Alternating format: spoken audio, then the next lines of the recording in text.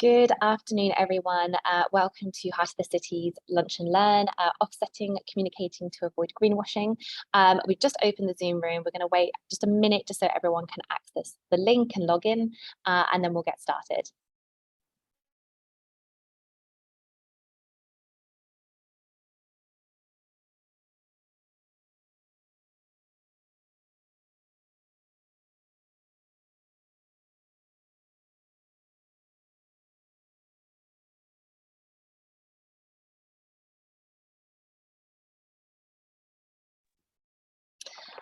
Lovely. I think we might as well just crack on because we've got quite a lot of stuff to cover today. So it's really lovely to see you all here. Thank you so much for spending a part of your lunch break with us.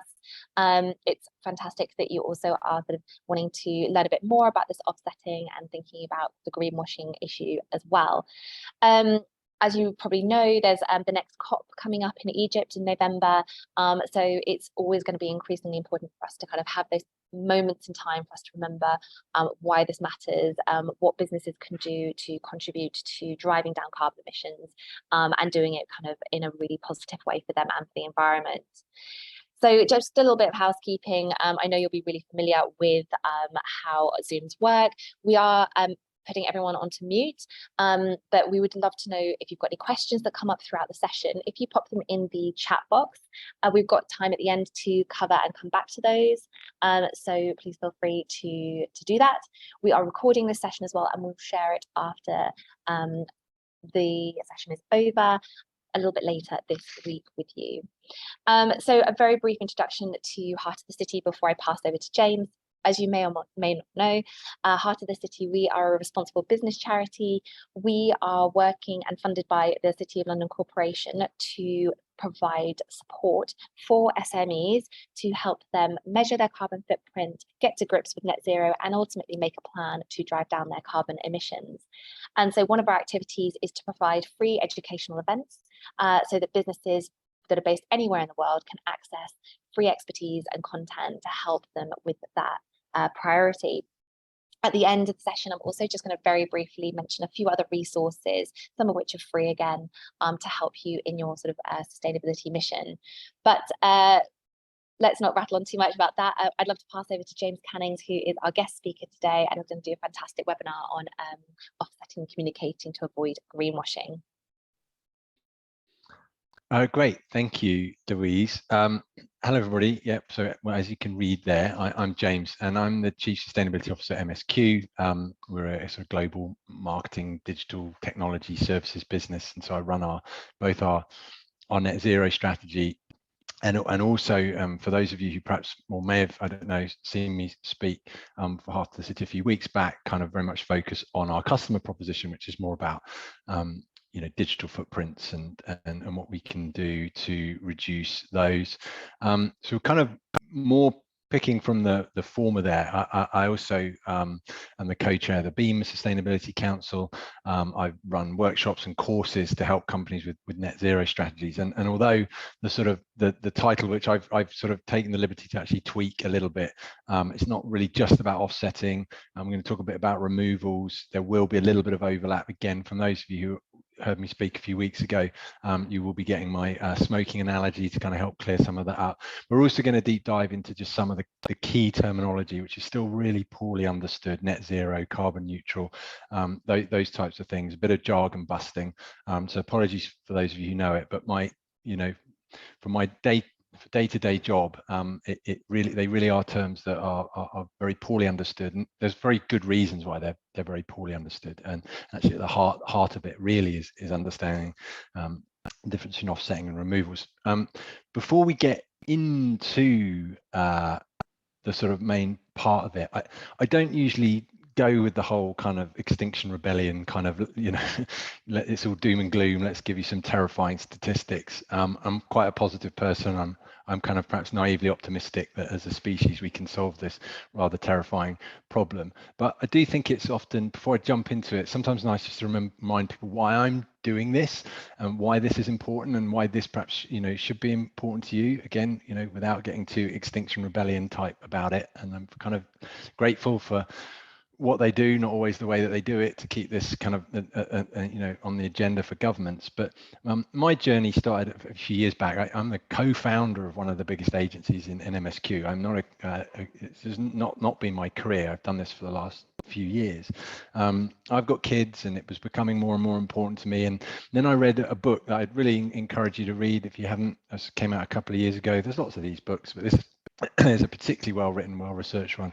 The Uninhabitable Earth by a guy called David Wallace Wells, and the opening line to the book is very memorable. It's worse, much worse than you think. And then the first half of the book actually gets more and more depressing, with some really quite horrifying but very well researched stats. And so this slide, which I call my fun facts, and spoiler alert, they're not that much fun, is just sometimes a way I like to kind of lead off courses, workshops, the work that I'm doing, just before we jump into all the great commercial benefits of ethical, positive, sustainable marketing, just to kind of remind us what we're doing about this. So I won't dwell on it too long, but these are some of the statistics from the book. This first one came from a piece of research from the UN, when it was becoming clear we might not hit the 1.5 degree warming limit target, and that we might be slipping to 2 degrees.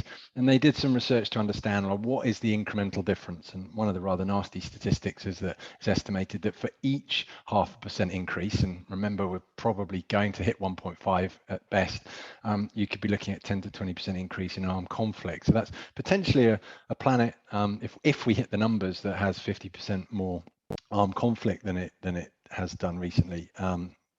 And that's just through displacement. I mean, you look at the impact of, I don't know, 1 million people getting displaced out of Syria into Europe a few years back. You're talking about tens and tens of millions of people being displaced from typically places like Africa, the Middle East, mostly actually more developing nations, with the exception perhaps of Australia. And it's just that huge displacement which causes stress and friction. So that that's quite a nasty one. And similarly, that same piece of research looking at what the difference was. This is one that I talk to about if I'm talking to, I don't have too many conversations with sort of climate deniers, but of course they are out there. And one of the sort of common grounds you can come to is air quality, right? And we know fossil fuels, cause pollution when we burn them in our cars or in power plants, and that's not up for debate. And this was quite a scary one. Again, just that delta, the difference of that 0.5 degree. I think, sorry, I should say this statistic is in between now and 2075. I want to say it could even be end of the century, but that additional 0.5 degree of warming, if we miss the target, would kill more people than died in World War II prematurely from air pollution. Remember, that's just the delta, so pretty scary. 4 degrees. Certainly towards the top end of the modelling, there are more catastrophic numbers. 4 degrees would be particularly nasty, and there are a number of impacts there. But the frightening one there is that if we hit 4 degrees, that the global damages through these kind of nasty weather events primarily, and displacement and other issues and war and et cetera, is $600 trillion, so twice current global wealth. So it really is quite important that we spend a little bit of money on this right now. The one that I like to remind people of is I guess meteorites hitting the Earth is kind of exciting, and they make cool films like Armageddon about that. It's kind of fun. The dinosaurs get all the headlines, but 4 of the 5 mass extinction events that we know about from the last 450 million years were actually climate related. And the more recent one, about 250 million years ago, was caused by a 5% rise. So that's quite high, but it was triggered by a very sudden feedback loop caused by a rapid release of methane when certain things collapsed in the biosphere, and that by our best estimations, we're currently adding carbon at 10 times the rate that we were prior to that event and that triggering. And finally, a rather sort of sobering one is that this isn't about preventing an extinction level event. This is actually about mitigating the extinction level event that we are currently in. You can look this up. we are in the 6th extinction level event. It's called the Holocene extinction level event. And we've, in a rather sort of human type nature, we forget about that because it's not us going extinct, but of course we're not the only species on the planet. And if you think about where you were 24 hours ago, or where you'll be in 24 hours, the estimations are, and it's base level, they're not actually kind of counting extinct species, but this is different ways of modeling this, but that around 150 to 200 species of plant, insect, bird and mammal are becoming extinct every 24 hours. And you do have a sort of natural base, but that is considerably higher than what we would expect the base level events to be. So this, I think is a sobering one. It's not about preventing an extinction level event, it's about mitigating the one that we're in. So, okay, sort of doom and gloom, Greenpeace, Extinction Rebellion piece kind of over, and we'll kind of jump into it. But I think it's important, I know we've got a lot of different perhaps types of people on the call. I'm not just kind of necessarily talking to marketing people, although it's from the marketing teams that accidental greenwashing often comes, or from the comms team that they work very closely with, or maybe you're in UX or creative, or you're a business owner. But if you are in a marketing team, and I work, I'm the chief sustainability officer for basically a big global marketing advertising business, right? We're all in an odd position. Okay, our job is to help our businesses sell more stuff, and no business on the planet is at net zero. Even the brilliant ones, we can't be. It's not possible to achieve it yet. And so we're kind of part of the problem. And people have made the case that the advertising industry has been worse than the fossil fuel sector over the last 100 years. But I don't tend to think of marketing as evil. I don't tend to think of myself as evil for doing what I do within a marketing organization. And I think it's more that as we move towards, people talk about a circular economy, right? That's really what we're trying to do with net zero, is have more sustainable products that are manufactured from more sustainable sources, from recycled sources, that are distributed in sustainable ways, that are used and don't cause pollution through their use, that last a long time, or are disposed in a completely recyclable way. And we've got this beautiful circular economy, and that's all really part of the net zero strategy. And in that context, then marketing isn't this huge evil monster. It's, we're just a part of that wheel in the future, as we are part of a system today. And so our job is to make our part of that system as kind of as ethical as it can be. But there is that inevitable conflict, and we'll talk about some of the ways to communicate that conflict in an ethical way. And spoiler alert, the main thing is to be open and honest, and not just tell everybody how bloody green and amazing you are and you plant trees. That doesn't play that well with consumers.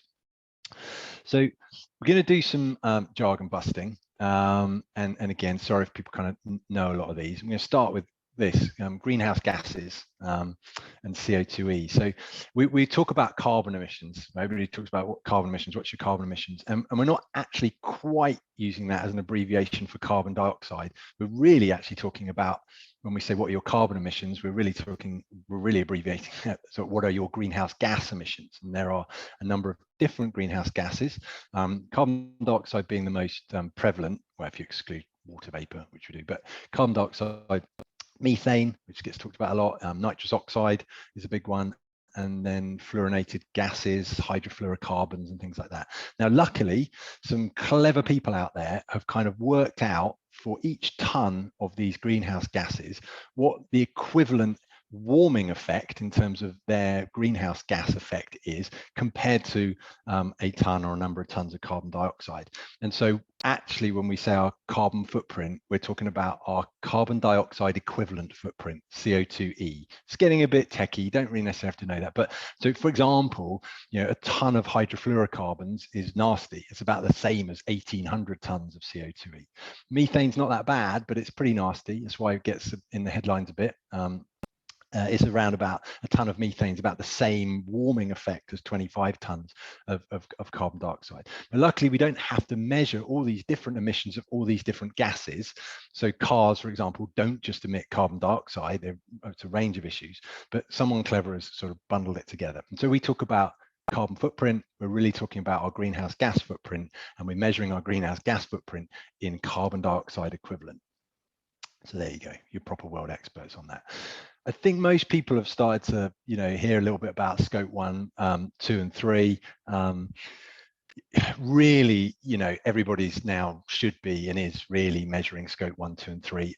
Historically, especially for larger organizations, there were sort of more obligations to report on and deal with scope 1 and 2.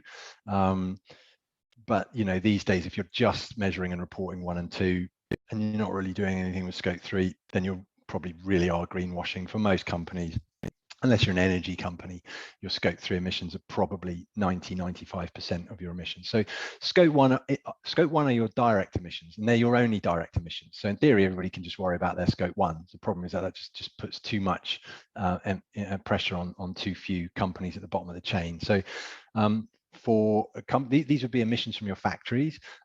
Common ones for most businesses are company-owned vehicles, because of course you're burning diesel and emitting it from the tailpipe of a company-owned vehicle. So it's emissions from company-owned vehicles.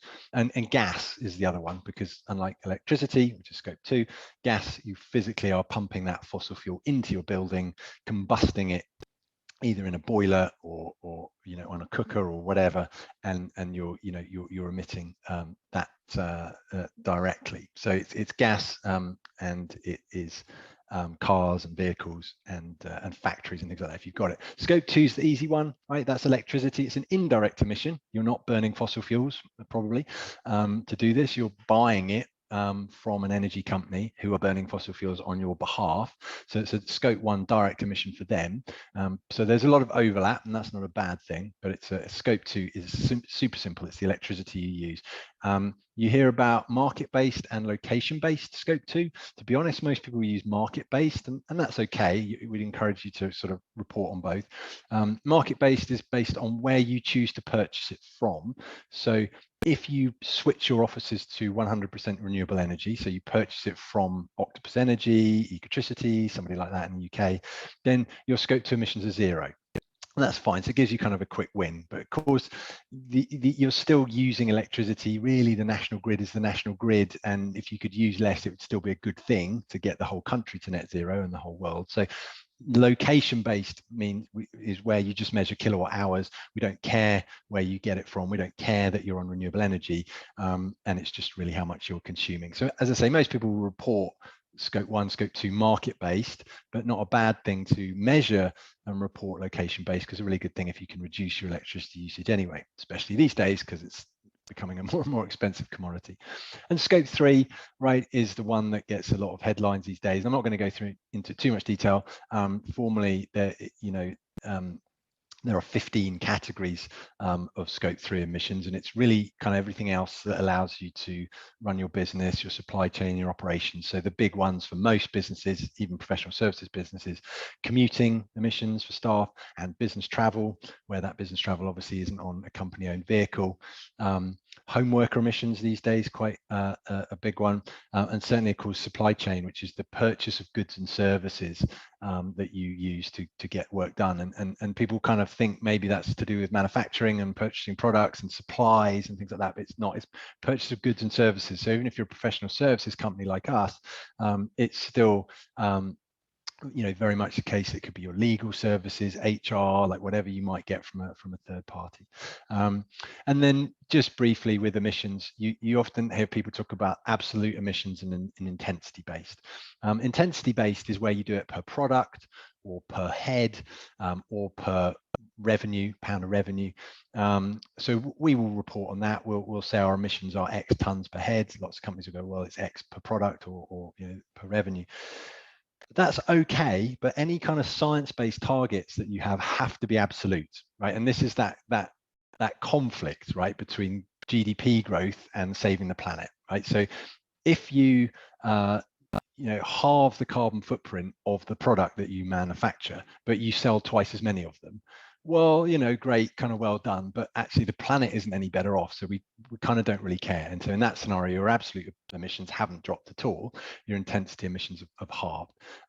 So really, if you're growing at the same time, you have to have very, very aggressive intensity-based targets so that your overall absolute emissions drop low enough to meet things like science-based targets. So they're quite simple. Carbon neutral, carbon negative, climate positive, carbon positive, and net zero, I'm going to come back to. right? Because until we actually understand what offsetting is, we can't really clear up the confusion around those terms. So let's jump into that, which is perhaps, you know, what you all kind of signed up from the first place, and just understand what offsetting is. And apologies now to anyone who was on my session a few weeks ago, because you're going to get my kind of smoking analogy again, but it's kind of the best way that I have. So everyone, well, most people have heard about offsetting, right? Lots of companies will do offsetting. You've probably seen options to offset your flights and things like that. And almost all offsetting, you know, works like this, as per that picture. And the analogy I give, I don't know if there's any smokers on the call. I don't smoke. I used to do a bit at university to try and look cool, but I don't smoke. But let's pretend I do smoke, pretend I do smoke 20 cigarettes a day. And one of you guys came up to me and said, James, you know, I love the look of your smoking. Yeah, you look really cool. I'm definitely going to start smoking tomorrow. And let's say that we could all collectively agree that that was definitely true, that that person really was going to start smoking. And that kind of is another part of the issue with offsetting. But let's say that that was true. Offsetting is when I pay some money to stop that person smoking. So I'm not anti-offsetting. Like, that's a really nice thing for me to have done. Now, instead of 40 cigarettes being smoked, there's only my 20 cigarettes. So that might help the health service.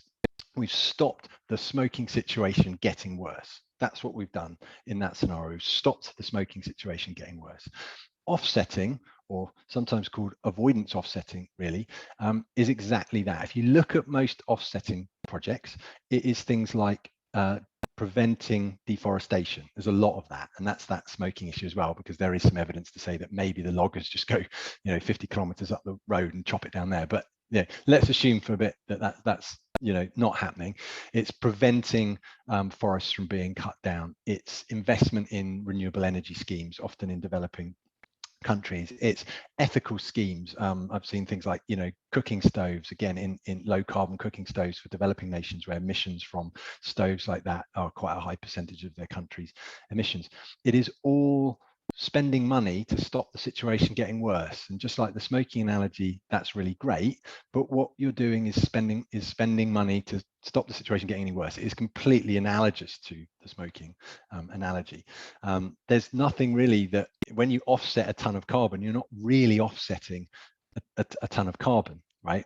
And so there's, in fact, you know, behavioral science coming through that offsetting flights is a bad thing to do, right? Not because offsetting is a bad thing, but because it drives the wrong behavioral changes. And this is where we get into greenwashing and people thinking one thing when it's not true, is that most people who tick that little box to offset their flights think that they've offset the emissions from the flight. Why wouldn't you? I mean, I have to apologize for the terms we've given these things, right? But it doesn't do that. And what it does do is it encourages people to fly, that's okay to fly if I offset, because then it's knocking out the impact. And it's just patently not true. That isn't what offsetting does. So what people aren't as aware of, and it needs more investment and needs to scale, is carbon removals. Now, confusingly, unfortunately, and I wish it wasn't the case, you sometimes see these grouped together with offsets. So you sometimes see avoidance offsets and removal offsets all kind of bundled together. You can usually tell it's a removal offset either by the type of project or because it's a hell of a lot more expensive. I tried to not call them offsets. So carbon removal, you might sometimes see, and I've put some little smaller text at the bottom, other terms for this: permanent carbon capture, or carbon capture and storage, CCS, carbon dioxide removal, CDR, or sometimes in the context of net zero, neutralizing the emissions you can't get rid of. Same thing. So, you know, spoiler alert to my definition of net zero, the net part of net zero is not offsetting. Can't be achieved from offsetting because it doesn't do anything to balance things out.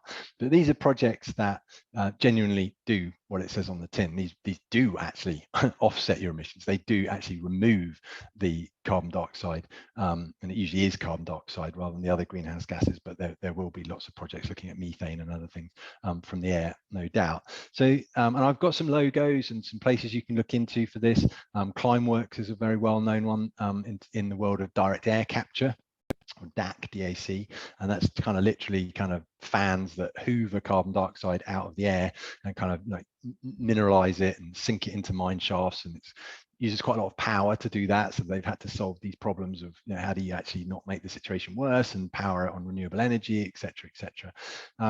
There's projects called green sands which use olivine, which is a mineral, and you can grind olivine down into sand and make pavements and roads out of it. And olivine has this lovely property that when rainwater hits it, and rainwater picks up CO2 from the atmosphere as it falls through, when it hits olivine surfaces, it turns into limescale and runs off into the water table permanently.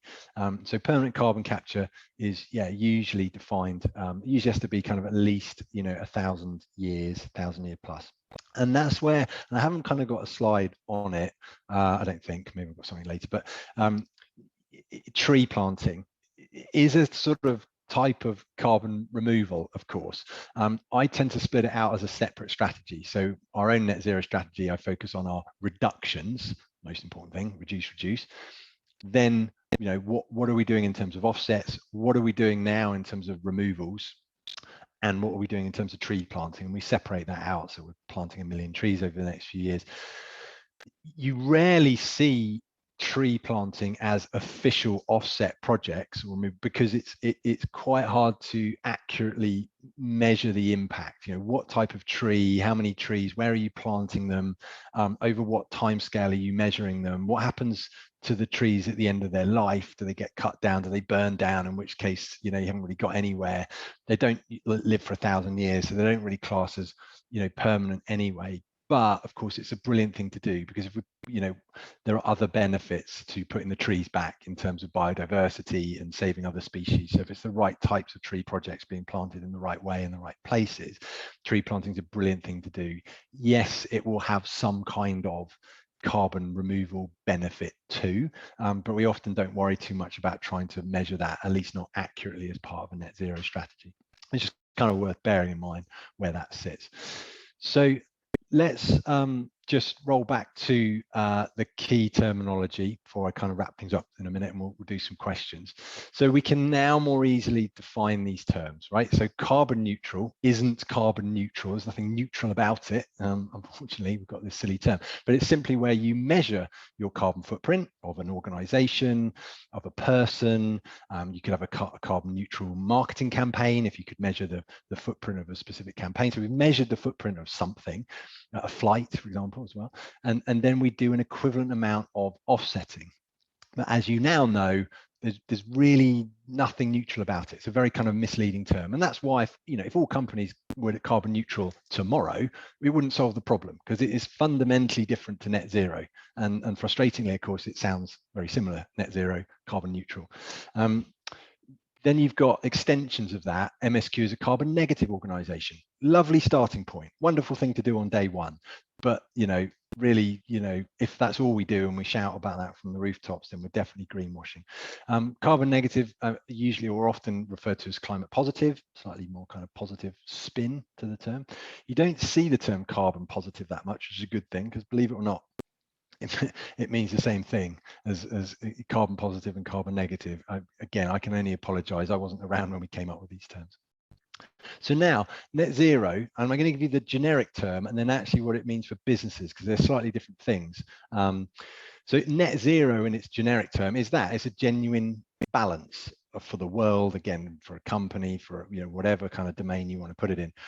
It's where we, through either reduction and removal, permanent removal, neutralization, permanent carbon capture, whatever, bring the seesaw back into balance. So totally different to carbon neutral, right?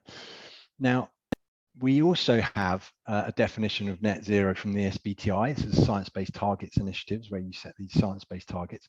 And this is, we might have more coming out, but they have really the only kind of net zero framework, if you like, the formal definition of what net zero means for a business.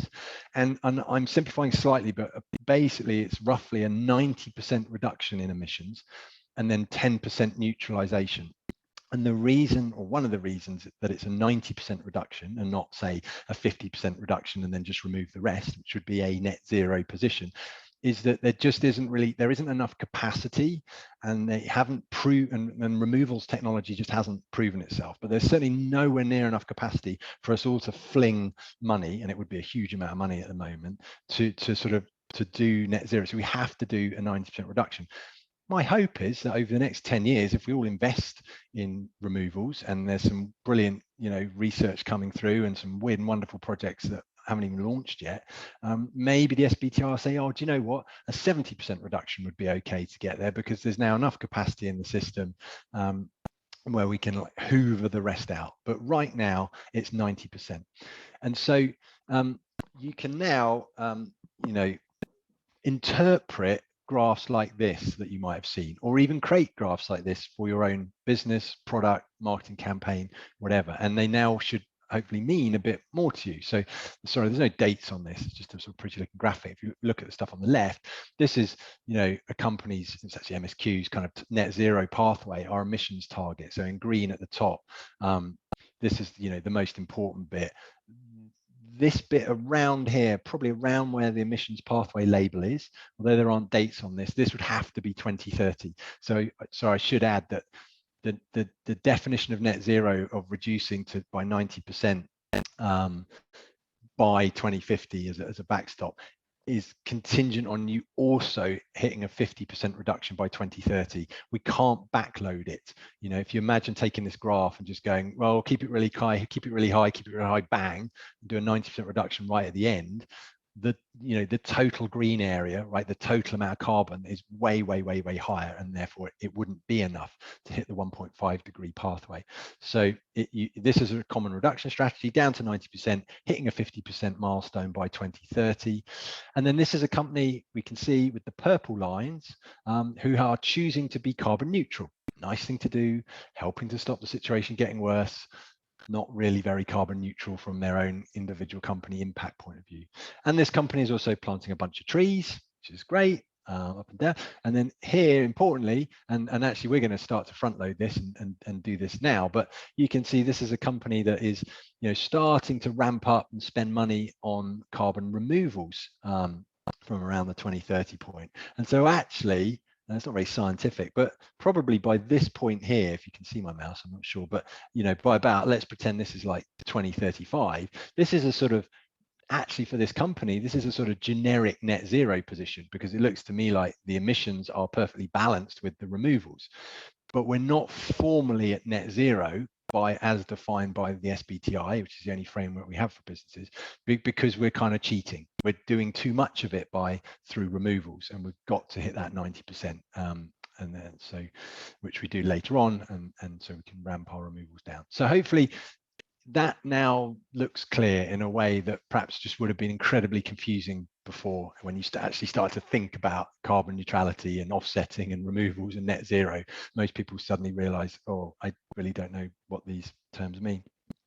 So just quickly before I wrap up, just to give you a few places where you can go and do this stuff. I'll flick to the next slide, because it's got their logo on as well. This is our MSQ ecology profile, where we do our offsetting, that's the number in the middle, and our tree planting. I think we're at nearly 200,000 today. But so ecology are brilliant at the moment for offsetting and tree planting, but you can Google that. You can find 1,000,001 places to go offset. I find ecology very competitive with their pricing, very ethical with their projects, and brilliant with their tree planting. These are a few carbon removal companies that I'm aware of. Climeworks, I mentioned, that's a direct air capture project. Source for Climate and Source Critical are a little bit like ecology, are launching their removal scheme in the next few weeks. They are a sort of middle company, if you like, but I think that's a good thing. And so Source for Climate, for example, have 3 projects. One's direct air capture, one is that green sands project I mentioned, and one's a biochar project. And they give a blended price for that portfolio. And what that means is they're much cheaper per ton than Climeworks, because direct air capture is very, very expensive. Green sands is very, very cheap. And so they can give a cheaper blended price. I think they're down at £100 or £200 per ton. Climeworks up at closer to 1,000 a ton. Again, I'll just rattle through these, but most of these companies will have it covered. But FYI, if you are doing offsetting and you want to be formally carbon neutral, those offset projects have to be verified by one of the global standards, and the main ones are the gold standard and the verified carbon scheme, those two, VCS. I've not come across the Woodland Carbon Code, or I've come across it, I've not used it. It's a UK-based scheme for tree planting based offsets. So it does happen, it's just not that common.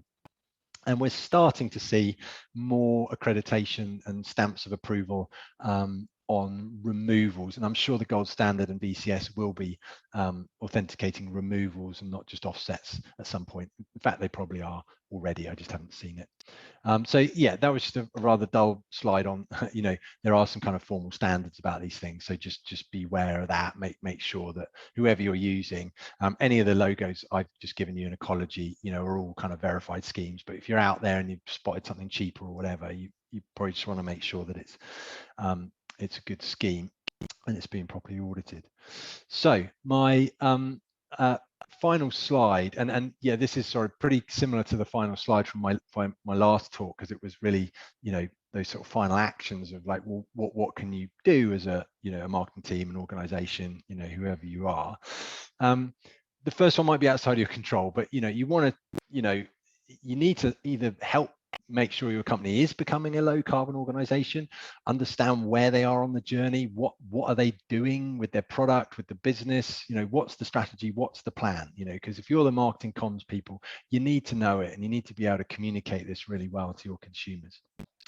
Now, within your own bubble, perhaps bringing it back to marketing, there are lots of ways and tools out there, and I haven't got time today, but ways that you can have a rough order of magnitude measurement of specific marketing activities. So great, you might have a product that's low carbon and you want to talk about that and you want to market that. Well, actually, you might also want to kind of make sure that marketing is done in a low carbon ethical way and talk about that. That's quite straightforward.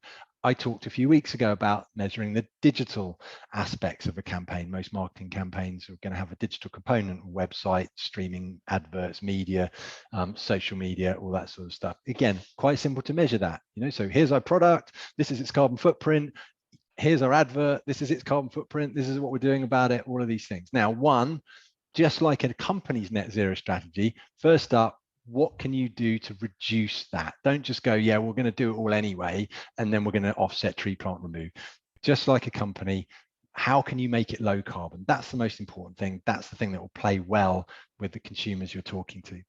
And then you've got the sort of the three options that I talked about. Sure, you could make that product or that campaign or both carbon neutral, and that's okay.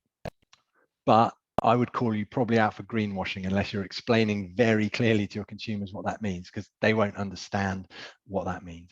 You can plant trees as well. Again, that's actually even cheaper. But again, I think we're beyond the, hey, we plant a tree for every product we sell, right? Consumers we're done with that. Like, we have to go further than that.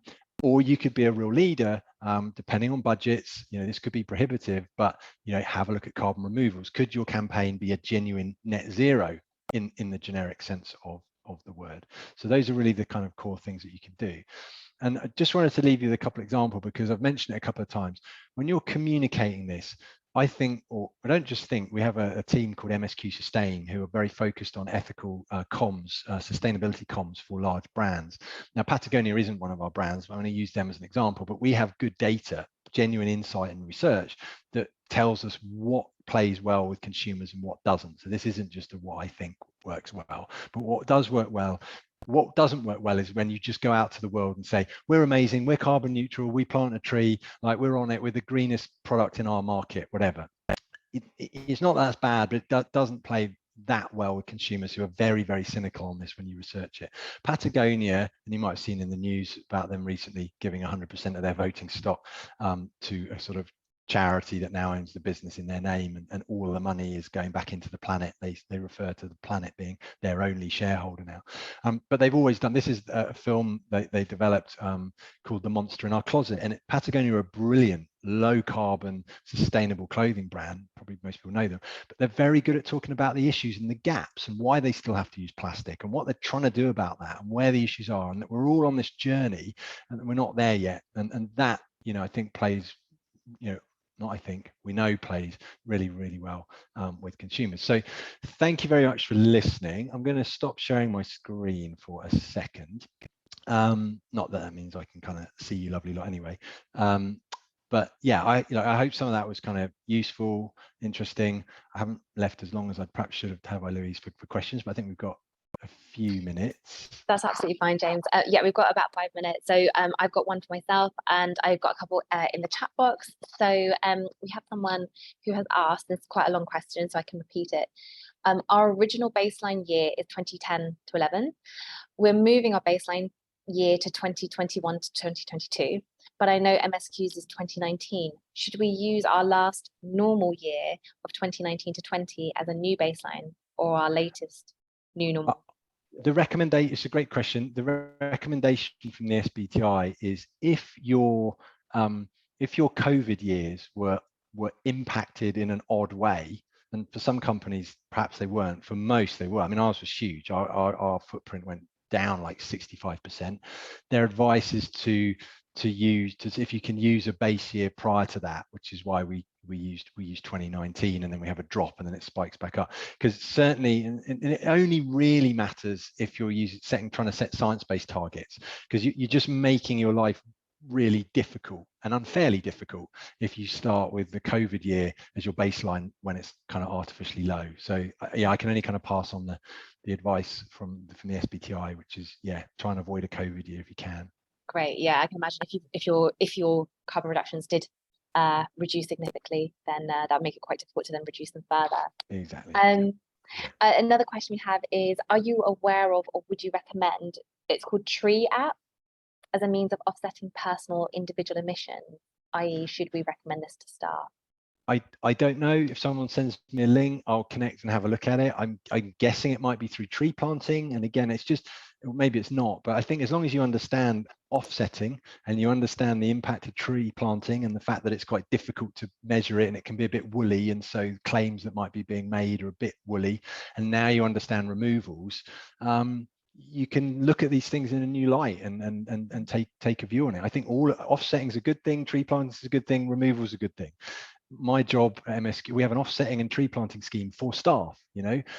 My job is just to help people understand, what the impact of all of those three different components is and make sure they're reducing as well. So I don't know about it, but hopefully, the person that asked the question could look at it in a new, enlightened light off the back of the talk. Fab. Thank you so much. I've got a couple more questions for you. Christian said, what is a good way for individuals to contribute to removal? So yeah, that's a good question. For individuals at the moment, I think the only one that's really geared up quite well for individuals, because it's been out for a while, is Climeworks. So the others are, I think a bit more like, it's £100 per ton, and you might have to buy 1,000 tons in a pack or something, or a few hundred tons, right? It doesn't work for individuals, it's too pricey. Climeworks, you can go on and you can sign up for like, I don't know, 10 quid a month, 100 quid, or whatever you want to do, and you'll get 500 kilos a year and stuff like that. So Climeworks is a good one, but as I say, the price per ton is quite high because direct air capture is quite expensive. It will come down, and I'm sure there'll be more and more of these things like there are lots of those types of options for offsetting where you can pay a few quid a month and be a carbon neutral human. The more we can invest and make people aware of removals, the faster the cost will come down. But yeah, long answer, Climeworks is the short answer of the only one I know that would be a really easy sign up for an individual. Great, thanks so much.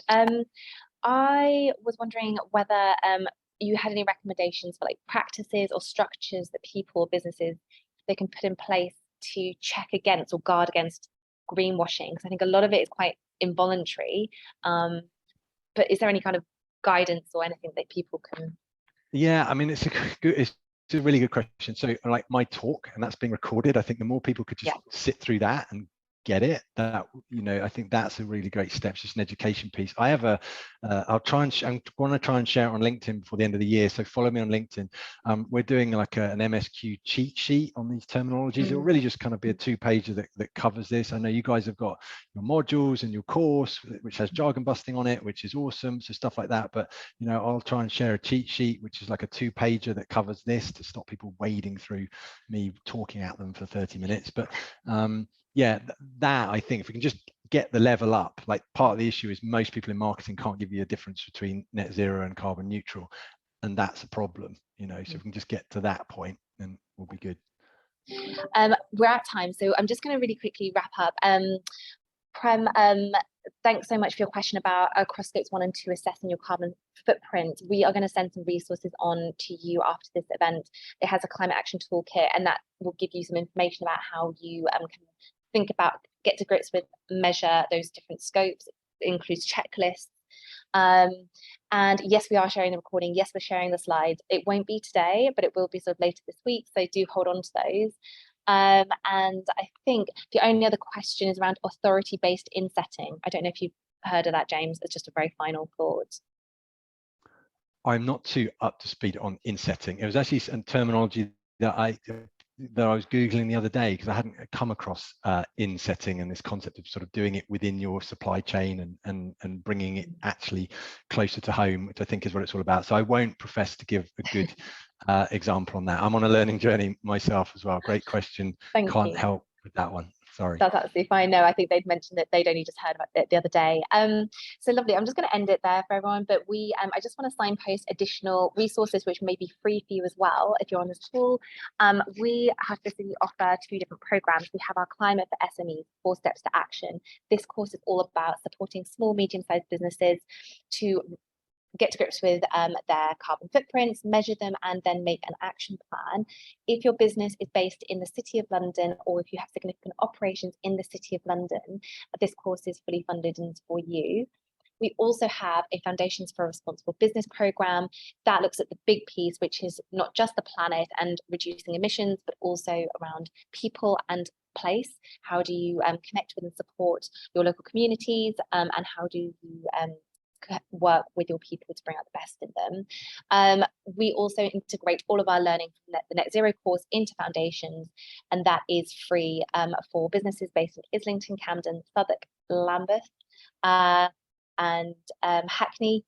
But it is also available to businesses outside those areas. We'll send you all this information in the follow-up email. We have another Lunch and Learn next week on inclusion and accessibility. So please do join us for that. It's free. Thanks very much, James, for flipping to that slide. It probably just leaves me to leave you with have a great lunch, and thank you so much for joining us today. I really appreciate your time with us, and please feel free to follow us and James also on LinkedIn as well. Thanks very much, everyone. Thanks, Louise.